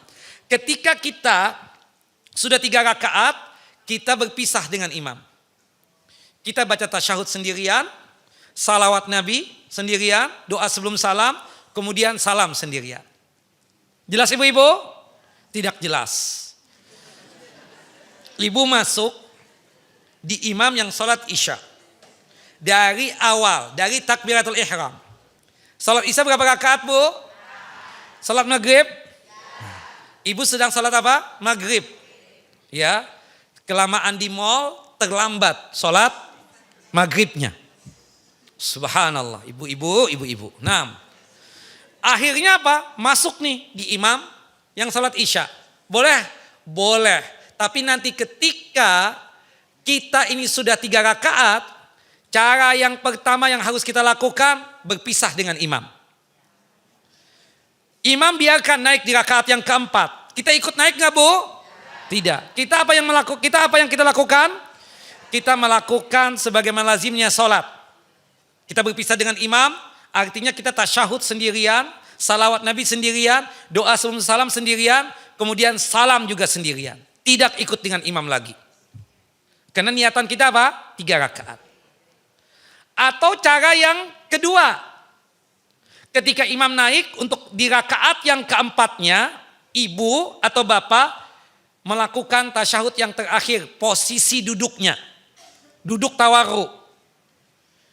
Biarkan imam melakukan rakaat keempatnya. Kita dalam posisi apa? Duduk, tidak berpisah dengan imam. Tapi kita tidak membaca apa-apa. Kita menunggu imam duduk di tasyahud yang terakhirnya. Ketika imam sudah duduk di tasyahud yang terakhirnya, ya, dengan duduk tawarruk, baru kita membaca apa? Tasyahud, salawat Nabi, doa sebelum salam, imam salam, kemudian kita ikut salam. Jelas keadaan kedua ini bu? Enggak jelas. Jelas. Nah. Tapi saran saya ya Bapak Ibu, ya boleh masuk dari rakaat yang pertama, ya boleh, tidak mengapa. Ambil cara satu dari yang dua cara yang disebutkan tadi ya, pilih salah satunya kan. Tapi alangkah baiknya kalau ibu memang belum sholat maghrib dan ikut dengan imam yang sholat isya, alangkah baiknya Bapak dan Ibu masuknya di rakaat yang kedua dari imam saja. Supaya jangan sampai orang samping kanan kiri kita ya gibahin kita, jelas ya. Jadi fitnah kan? Apalagi nih orang. Ya kan seperti itu nah. Wallahu a'lam bishawab. Jelas Ibu? Jelas apa tidak jelas? Kemudian selanjutnya imamnya duduk, makmumnya berdiri atau tidak boleh? Imamnya duduk, makmumnya berdiri. Boleh atau tidak boleh? Tidak boleh. Jelas ya? Berdasarkan hadis dari Ibunda Aisyah radhiyallahu anha, ketika imamnya duduk, kita makmum pun juga ikut duduk. Yang menjadi perdebatan di kalangan para ulama adalah imamnya tadinya berdiri. Tadinya berdiri, tahu-tahu pas rakaat yang mau naik rakaat yang ketiga encok datang. Imamnya duduk. Nah, kita sebagai makmum duduk apa berdiri? Ada dua pendapat. Sebagian ulama mengatakan ikut dengan imam, duduk juga. Sebagian yang lain mengatakan tetap berdiri. Jelas Ibu? Jelas Bapak? Tapi kalau imam dari awal duduk, kita sebagai makmum meskipun perkasa kuat mampu berdiri, kita duduk. Nah, keluar daripada itu semua, saya sarankan imam yang sakit, yang tidak sanggup berdiri, lebih bagus jadi makmum saja, jangan jadi imam. Wallahu a'lam bishawab. Jelas Bu? Jelas Bapak? Terakhir, imamnya musafir, makmumnya mukim. Boleh atau tidak boleh? Untuk boleh saja, tapi musafir sholatnya 2 apa 4 kalau zuhur? 2. Nah makmumnya 4. Jadi tetap 4 rakaat ya. Jadi ketika imam salam yang musafir tadi, saya musafir jadi imam. Ustadz kan selalu disuruh jadi imam. Ustadz, anak musafir enggak apa-apa Ustadz. Nanti anak tinggal mensempurnakan kayak orang masbuk. Baik, itu yang terjadi dengan Umar bin Khattab ketika mengimami sholat zuhur di Masjidil Haram. Umar bin Khattab sholatnya 2 rakaat zuhurnya. Setelah itu, Assalamualaikum warahmatullahi wabarakatuh. Assalamualaikum warahmatullahi wabarakatuh. Umar bin Khattab berkata kepada para makmumnya, penduduk Makkah, Ya ahla Makkah atimmu sholatakum fa inna qaumun safrun. Wahai penduduk Makkah, sempurnakan sholat kalian. Tambah lagi 2 rakaat. Kami tadi 2 karena kami musafir. Jelas ya? Jelas ibu-ibu? Terakhir, imamnya mukim, makmumnya musafir. Sholatnya musafir 2 apa 4? Aslinya kan 2. Sebagaimana yang Allah firmankan dalam surah An-Nisa, surah yang keempat ayat 101. Wa idza darabtum fil ardi falaysa 'alaikum junahun an taqsuru minas shalah. Apabila kalian safar, maka tidak mengapa untuk mengqasar salat yang 4 jadi 2. Surah An-Nisa, surah yang keempat, ayat 101. Nah, tapi berhubung kita ini ikut dengan imam yang mukim, maka kita kembalikan kepada hadis umum. Innama ju'ilal imamu liyu'tamma bihi. Dijadikan imam untuk diikuti. Salah satunya yang kita ikuti berkaitan dengan jumlah rakaat salat. Memang kita musafir, punya hak. Yang 4 jadi 2. Tapi berhubung kita ikut dengan imam yang mukim, salat zuhurnya berapa rakaat? Ibu-ibu? 4. Misalnya nih, Bapak terlambat. Bapak musafir. Masuk di rakaat yang ketiga dari imam yang mukim. Bolehkah Bapak ikut salam dengan imam yang mukim ketika imamnya melakukan salam ya sebagai tanda sholat telah selesai? Jelas kasusnya Bapak-bapak? Antum kan musafir, punya hak sholat yang 4 jadi 2, bukan begitu? Kebetulan masuknya di imam yang mukim di rakaat yang ketiga. Artinya imam tersisa berapa? 2. Dan antum kan musafir juga punya hak. Salat zuhurnya 2 rakaat juga. Pertanyaan saya, ketika imam salam, apakah antum ikut salam ataukah antum dianggap seperti orang yang masbuk? Harus 4 rakaat. Ibu-ibu, gongnya biasanya di ibu-ibu tuh. Gonggongnya ya. Kalau gonggong kan nyalak ya, seperti itu. Nah, enggak. Abu Mijlas pernah bertanya kepada Abdullah bin Umar seperti itu. Ya Abdullah bin Umar, ya Aba Abdurrahman, anak ini musafir, masuk di imam yang mukim. Pas imamnya itu 3 rakaat. Anak ikut salam dengan imam ataukah anak menambah 2 rakaat lagi? Fawahika, Abdullah bin Umar ketawa. Ente ini yang gitu aja kagak paham. Sebagaimana Ustadz di Selasa pekan pertama, ketiga, keempat mencandain ibu-ibu gitu dengan nyengir ketawa, ya Allah ibu-ibu udah tua, nggak paham apa-apa ya kan? Itu Ustadz pekan pertama, ketiga dan keempat. Pekan kedua nggak pernah ya. Seperti itu. Nah, wallahu a'lam bishawab ya. Abdullah bin Umar pun ketawa. Inti yang beginian doang nggak paham ya Abu Mijlas. Anak nggak ngerti kata Abu Mijlas. Kata Abdullah bin Umar, sholat seperti mereka. Maksudnya berapa? 4 rakaat. Sholat seperti imam. Jelas ibu-ibu? Nah, jadi kalau Ustadz ketawa itu Bu ya, jangan baperan Bu ya. Abdullah bin Umar juga ketawa tuh dengan muridnya Abu Mijlas. Ya Allah, Abu Mijlas. Begitu loh. Kalau kita kan, ya, ibu. Jida-jida, nenek-nenek ya. Kalau nenek-nenek kita maklumin ya kan. Masalahnya nih yang tua-tua nih nggak mau disebut jidah sama nenek. Dia merasa muda terus. Nah makanya saya langsung candain aja deh kan. Kenapa lupa terus ya kan seperti itu. Wallahu a'lam bishawab. Jelas ibu-ibu? Nggak jelas. Jelas nggak? Yang terakhir jelas Bu? Nah, ada pertanyaan? Selesai ya kita dari masalah syarat sahnya ibadah salat. Sebelum ibu bertanya saya mau tanya dulu. Syarat sahnya ibadah salat ada berapa Bu? Tuh ya kan lihat buku lagi. Lihat buku. Coba lihat. Enggak ada yang hafal. Coba Bapak. Enggak langsung tuh. Berapa Bapak? 6. Tuh Bapak langsung jawab. Yang pertama apa Bu? Suci daripada hadas. Yang kedua? Suci daripada najis. Yang ketiga? Mengetahui masuknya waktu salat fardu, ya. Yang keempat, menutup aurat. Yang kelima, menghadap kiblat. Yang keenam, nah tadi syarat sahnya salat. Kalau syarat wajib, ada berapa? 4. Yang pertama apa? Islam. Yang kedua, balik. Yang ketiga, berakal. Yang keempat, suci daripada haid dan nifas. Selesai ya, syarat wajib sudah, syarat sahnya ibadah salat sudah ya. Tinggal nanti tambahan-tambahan ya. Tentang tata cara salat sudah kan ibu-ibu? Ustadz yang terdahulu sudah menyampaikan kan? Sudah 3 orang. Ada pertanyaan? Tinggal 15 menit lagi? Silakan, hurry up, quickly.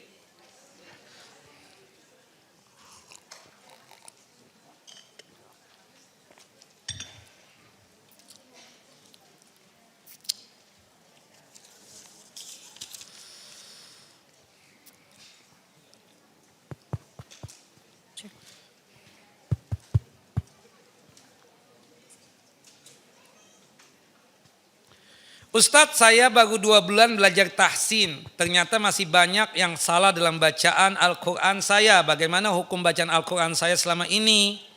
Begini Ibu, alhamdulillah Ibu baru sadar sekarang ya. Ya, artinya sebelum meninggal dunia sudah tersadarkan Ibu tidak bisa membaca Al-Quran.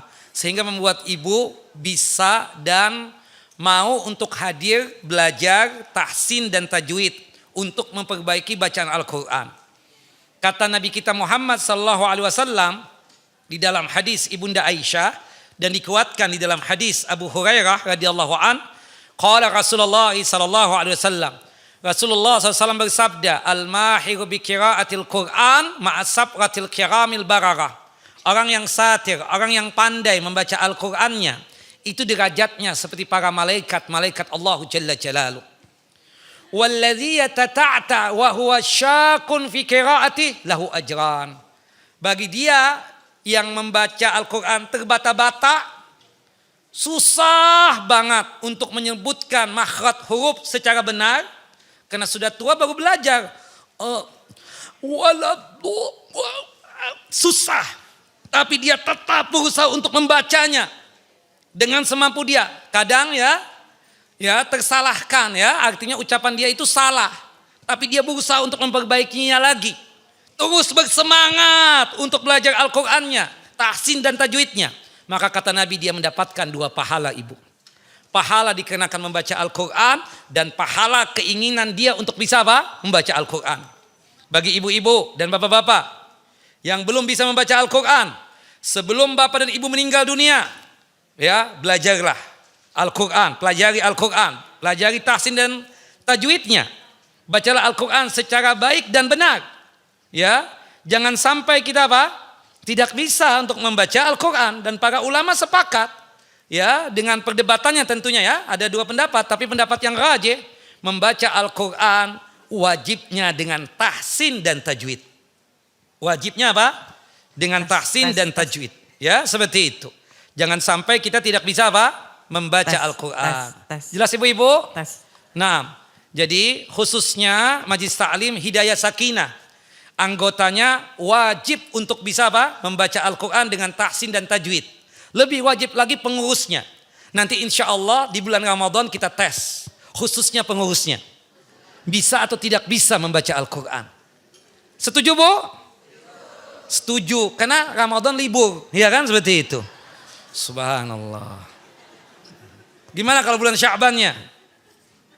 Jangan sampai malu-malu, ini Hidayah Sakinah 30 tahun loh sudah pengajian ini. Subhanallah, jangan sampai nggak bisa. Malu-maluin doang, seperti itu ya. Semangat ya Bapak Ibu, belajar, pelajari Al-Qur'an dengan tahsin dan tajwid. 1 bulan insya Allah bisa. 1 bulan bisa dia. Itu untuk apa? Membaca Al-Qur'an secara baik dan benar. Setelah itu dia rutinkan membaca Al-Qur'an apa? Setiap hari. Insya Allah dikasih kemudahan oleh Allah Jalla wa'ala untuk membaca Al-Qur'an secara baik dan benar. Assalamualaikum Ustadz. Waalaikumsalam warahmatullahi wabarakatuh. Ya Ibu. Afwan Ustadz, mungkin anak salah dengar. Tadi Ustadz mengatakan sholat maghrib berjamaah, dan kita belum sholat asar. Terus boleh ikut jamaah dengan sholat maghrib. Yang belum sholat asar, boleh ikut berjamaah dengan sholat maghrib. Boleh banget. Ya, kenapa? Dia itu kan bukan sengaja meninggalkan sholat asar, tapi dikarenakan ada alasan yang syar'i. Misalnya macet total. Kebetulan ibu menyetir mobil sendiri, tidak ditemani oleh suami atau oleh sopir misalnya, kan seperti itu. Ya, macet total, ketemu masjid sudah maghrib. Bolehkah ibu ikut serta dengan imam yang salat maghrib untuk mendapatkan pahala jamaahnya? Boleh ibu, tidak mengapa yang demikian. Wallahu a'lam bissawab. Jelas ya? Nah, jazakumullah khairan katsiran. Baik. Apakah ada doa setelah salat duha, zikirnya? Ibu-ibu dan bapak-bapak yang dimuliakan oleh Allah Jalla wa'ala, untuk salat sunnah ada zikir khususnya. Pendek sekali. Sebagaimana yang disebutkan oleh Syekh Abdul Aziz bin Baz rahimahullah rahmatan wasi'ah ketika menjelaskan hadis Sauban radhiyallahu an, hadis yang dikeluarkan oleh Al-Imam Muslim. Sahabat yang mulia Sauban radhiyallahu an berkata, "Kana Nabi sallallahu alaihi wasallam idan sarafa min salatihi istaghfara salatan. Summa yaqulu Allahumma antas salam wa minkas salam tabarakta ya dzal jalal ikram." Adalah Nabi SAW jika beliau selesai dari melaksanakan ibadah salat. Kata Syekh Abdul Aziz bin Baz, ini salat sifatnya umum. Bisa jadi setelah salat wajib, bisa jadi ini salat sunnah. Dari sini kata Syekh Abdul Aziz bin Baz, ya, beliau berijtihad dan juga dikuatkan oleh ulama-ulama yang lain adanya zikir setelah salat sunnah. Zikirnya apa? Istighfar 3 kali. Astaghfirullah, astaghfirullah, astaghfirullah. Dilanjutkan, Allahumma antas salam wa minkas salam tabarakta ya dzal jalal ikram. Termasuk setelah melaksanakan salat duha. Salat duha kan sunnah. Zikirnya apa? Istighfar 3 kali. Astaghfirullah, astaghfirullah, astaghfirullah. Allahumma antas salam wa minkas salam tabarakta ya dzal ikram. Ya, sebagian kita membaca itu karena mengambil istimbat dari hadis Abdullah ibnu Umar yang ada di dalam kitab Adabul Mufrad, ya, hadis yang dikeluarkan oleh Imam Bukhari, membaca istighfar sebanyak 100 kali. Rabbighfirli wa tub alayya innaka antat tawwabur rahim. Ibu, bapak, ini zikir umum. Zikir yang sifatnya apa? Umum. Kapan waktu boleh kita baca. Ya, bukan zikir khusus setelah salat duha. Jelas ibu-ibu? Tadi berkaitan dengan istighfar, Rabbighfirli wa tub alayya innaka antat tawwabur rahim, itu zikir yang sifatnya umum. Itu zikir tidak hanya sekedar dibaca oleh Nabi setelah selesai salat duha saja. Itu sometime, kadang-kadang. Kadang Rasulullah duduk-duduk juga ya habis salat duha itu sambil beliau baca itu. Tapi tidak ada kaitannya dengan salat duha sebenarnya. Itu zikir yang sifatnya umum. Terkadang ketika duduk-duduk dengan para sahabatnya, Rasulullah beristighfar seperti itu juga. Jelas ya Bapak Ibu? Ya, di dalam kitab-kitab fikih tidak disebutkan itu tentang zikir yang seperti itu. Jelas ya? Jadi kesimpulannya untuk zikir setelah salat sunnah ya zikir yang umum. Yaitu apa? Istighfar 3 kali. Astaghfirullah, astaghfirullah, astaghfirullah. Kemudian dilanjutkan, Allahumma antas salam wa minkas salam tabarakta ya dzal ikram. Jelas Bapak Ibu? Ustadz, bolehkah berdoa di sujud terakhir menggunakan bahasa Indonesia karena belum hafal bahasa Arabnya? Ibu-ibu, subhanallah. Padahal doa kita mustajab di setiap sujud. Bukan sujud terakhir saja Bu ya. Ini omongan saya yang ke-103 di tempat ini. Subhanallah. Di dalam sholat itu ada 2 tempat doa kita mustajab. Yang pertama ketika sujud. Yang kedua apa? Sebelum salam. Kata Nabi di dalam hadis Abu Hurairah radhiyallahu an, aqrabu ma yakunul abdu min rabbih wa huwa sajid. Paling dekatnya seorang hamba kepada Tuhannya ketika sujud. Fa aktsirud du'a fihi. Perbanyaklah doa di dalam sujud. Sujudnya umum. Rakaat pertama, rakaat kedua, rakaat ketiga, rakaat keempat, sujud di salat wajib atau sujud di salat sunnah. Tidak ada penghususan di sujud terakhir. Jelas ibu-ibu? Ambillah satu doa di setiap sujud. Ya. Di rakaat pertama mendoakan tentang pribadi kita. Ya, kemudian di rakaat yang kedua mendoakan ya orang tua kita. Kemudian di rakaat yang ketiganya nanti kita mendoakan pasangan kita dan juga anak keturunan kita. Kemudian di rakaat yang terakhirnya berdoa berkaitan tentang dunia dan akhirat kita misalnya. Tidak mengapa. Termasuk juga tempat yang kedua doa kita itu mustajab adalah sebelum salam. Setelah tasyahud, salawat Nabi, jangan langsung salam. Pastikan apa? Berdoa. Asma'ud doa fi duburis shalah. Doa paling didengar itu apa? Sebelum salam. Jelas Ibu? Nah, jangan sampai ada pertanyaan ini lagi ya bulan depan. Nauzubillah banget ini ya. Seperti itu. Nah. Ya ini sudah ya Allah 103 kali sudah pertanyaan ini ya. La haula wala quwata illa billah. Jelas Ibu-ibu? Ya. Sepakat para ulama kalau berdoa di dalam hati ya boleh pakai bahasa apapun, termasuk pakai bahasa kita ya, bahasa Indonesia. Boleh dalam hati. Yang menjadi perdebatan ulama itu kalau ditampakkan dengan lisan kita, terdengar oleh telinga kita. Ya, sepakat ulama pakai bahasa Arab. Tapi selain bahasa Arab boleh atau tidak boleh? Ada 2 pendapat. Mayoritas ulama mengatakan tidak boleh. Mayoritas ulama, jumhur ulama mengatakan tidak boleh. Ya, karena takut ada pengaruhnya dengan ibadah sholat. Ya, segelintir ulama mengatakan boleh. Saya pribadi memilih tidak boleh. Alangkah baiknya Bapak dan Ibu kalau seandainya berdoa ketika sujud dan sebelum salam pakai bahasa kita dalam hati kita saja. Dan Allah Jalla wa Ala Maha mengetahui apa yang kita inginkan. Ya kan? Misalnya Ibu berdoa karena bahasa Arabnya kan gak paham. Ya Allah minta Louis Vuitton ya Allah tahun ini ya Allah ya Allah. Ya Allah ya Rahman ya Rahim. Ya Allah. Louis Vuitton ya Allah, karena ada kawinan ya Allah. Ya Allah ya Rahman ya Rahim.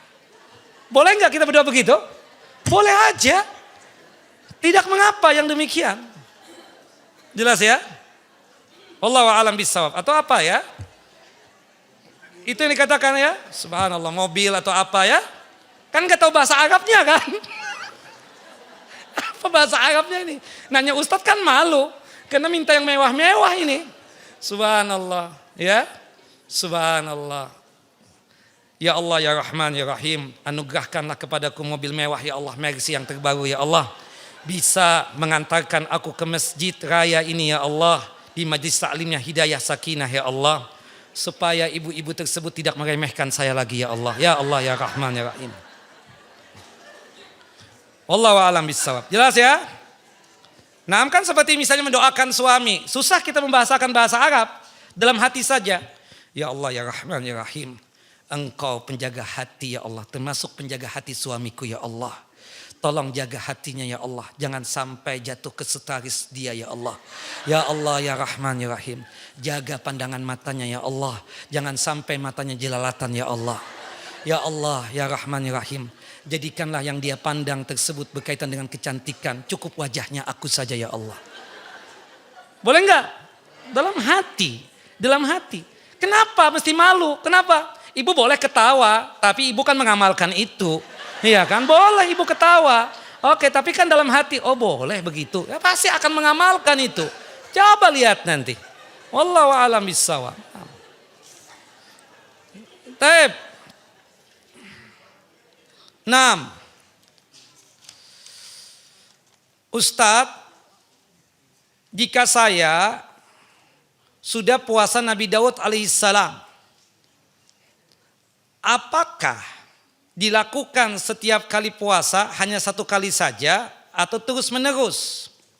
Kemudian jika saya sudah puasa Nabi Daud alaihissalam, apakah saya masih dibolehkan untuk puasa Ayyamul Bid atau puasa Senin Kemis? Puasa Nabi Daud sesuai kemampuan kita. Sunnah kan? Puasa yang paling afdal, paling utama adalah puasa apa? Nabi Daud alaihissalam. Puasa yang sangat dicintai oleh Allah Jalla wa'ala. Sehari puasa, sehari tidak berpuasa. Semampu kita. Kalau mampunya ya bulan ini ya bulan ini. Bulan depan ternyata kita memang ya masih doyan, masih hobi makan ya. Artinya ya sudahlah. Kita cari puasa yang lain aja. Misalnya Senin Kemis. Atau puasa 3 hari setiap bulan. Jelas ya. Kemudian kalau misalnya kita sudah puasa Nabi Daud alaihissalam. Tidak perlu lagi kita puasa Senin Kemis. Apalagi puasa Ayyamul Bid. Ya jelas ya, sekali lagi nih Bapak Ibu. Ini pertanyaan yang sudah ditanyakan juga. Jika kita sudah puasa Nabi Daud alaihissalam, tidak boleh lagi kita puasa apa? Senin Kemis. Tidak perlu juga kita puasa Ayyamul Bid. Ya bukan tidak perlu, tidak boleh. Kenapa? Kalau kita gabungkan misalnya puasa Nabi Daud, kalau kita fullkan dalam 1 bulan berapa hari? 15 hari. Senin Kemis, kalau kita fullkan berapa hari? 8 hari. 15 tambah 8 berapa? 23. Kan begitu? Tambah 3 hari lagi. 26, itu sama puasa setiap hari. Itu yang dilarang oleh Nabi Sallallahu Alaihi Wasallam. Kalau kita sudah puasa Nabi Daud alaihissalam, itu sudah mewakili puasa Senin Kemis. Dan puasa Ayyamul Bid. Begitupun juga Bapak dan Ibu, jika Bapak dan Ibu sudah puasa Senin Kemis, tidak perlu lagi puasa Ayyamul Bid. Karena puasa Ayyamul Bid, puasa Senin Kemis itu kan kalau kita fullkan dalam 1 bulan berapa hari? 8 hari. Lebih banyak enggak daripada 3 hari? Lebih banyak. Sudah mewakili itu Ayyamul Bidnya. Jelas Bapak Ibu? Jangan lebay dalam masalah beragama ya. Subhanallah, saya yakin yang begitu itu pasti enggak ada pasangannya itu. Nah, enggak ada pasangannya itu. Nah, wallahu a'lam bissawab. Jangan ya, jangan berlebihan seperti itu. Itu yang dilarang oleh Nabi kepada siapa? Dilarang oleh Nabi kepada Abdullah bin Amr bin As radhiyallahu anhuma. Ingin puasa tiap hari, tidak boleh. Yang diamalkan oleh beliau akhirnya apa? Cuma puasa Nabi Daud alaihissalam saja. Wallahu a'lam bissawab. Ya, wassallallahu nabiyana Muhammad wa ala ali Muhammad. Semoga Bapak dan Ibu saudara dalam lindungan Allah Jalla wa ala. Sehat walafiat. Dimudahkan dalam masalah rizki dan nikmat. dipanjangkan umur di dalam ketaatan kepada Allah Jalla wa'ala, terhindar dari musibah dan malapetaka, dan dijauhkan dari kesusahan dan kesulitan. Amin ya rabbal alamin. Barakallahu fikum wa sallallahu nabiyana Muhammad wa ala ali Muhammad kama sallaita ala Ibrahim wa ala ali Ibrahim innaka Hamidun Majid. Kita tutup kajian kita dengan masing-masing kita membaca doa kafaratul majlis. Subhanakallahumma wa bihamdika asyhadu an la ilaha illa anta astaghfiruka wa atubu ilaik. Assalamualaikum warahmatullahi wabarakatuh.